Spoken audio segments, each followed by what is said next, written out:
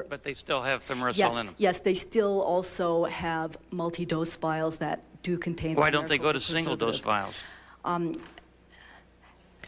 know that they are considering the feasibility of. Why don't you tell them to do that?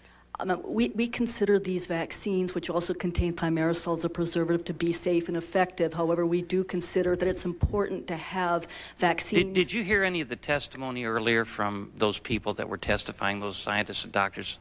Yes, I did. Did you see the study from Canada there that showed the damage it's done when a very minute amount of mercury is put in proximity to brain cells?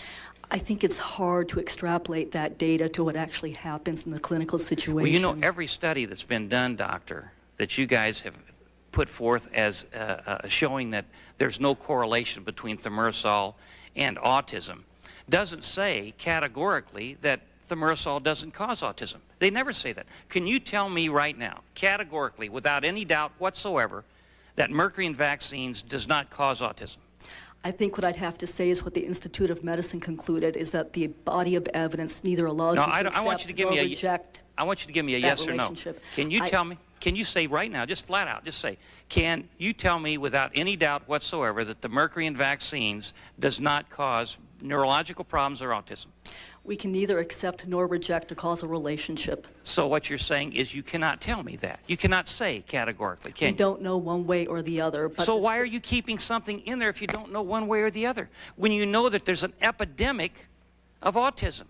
If there's an epidemic of something, why do you keep it in there when you're not sure? Because every study I've seen flatly says you're not sure. You say you can't say yay or nay. I think you have to consider the benefit that vaccines confer, and there's a definite benefit from influenza vaccine, and having an adequate supply of vaccine is very important. Okay, well let me follow up on that then. Single shot vials, does that need thimerosal?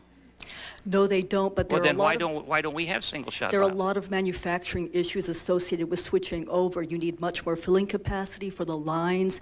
You need a lot more other kinds of things that need to be introduced. So although it can be done, and both Evans and Aventis Pasteur have started to introduce that, it is not something that at present they have the capacity to do in entirety. Let me ask you this. Do these pharmaceutical companies that produce these vaccines have had in the past the ability to produce, and have they produced single-shot vials? Yes, they do, because that's how Evans and Aventis Pasteur is doing it right now. How about all of the pharmaceutical companies? Do all the pharmaceutical companies pretty much have the ability to produce single-shot vials? You know, I couldn't speak to that categorically. I don't know, but I do know certainly in the case of Aventis Pasteur and Evans that they do have that ability because they are doing that. Then why hasn't the FDA, to be on the safe side, knowing that we're having 1 in over 250 and in some cases 1 in 150 children becoming autistic, and there's a growing body of evidence that thimerosal and mercury is causing that, why wouldn't you go down the cautious road instead of coming up with these additional studies that say, well, we're not sure, we can't say yay or nay? Why not go to single-shot vials?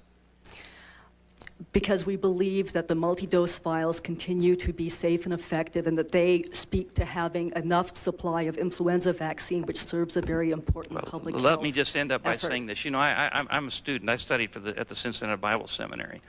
And I don't like to quote scripture very often, but there's none so blind as those that will not see. You just sit there and you keep saying over and over and over again that you think that there's not a real danger for having this mercury in these vaccines. There's been 1,500 plus articles written saying that there is a problem. We've got scientists from all over the world coming in here. You saw a demonstration from a Canadian tape showing the impact of a minute amount of mercury in brain cells, and yet you continue to say, well, we don't think that a very small amount of mercury, but you don't know because there's no study that you put out that I've seen, not one, that says categorically that mercury in vaccines does not cause neurological problems. You can't tell me that today. You've hedged all over that issue, and you guys just continue to keep coming up here and making excuses, and I don't understand why.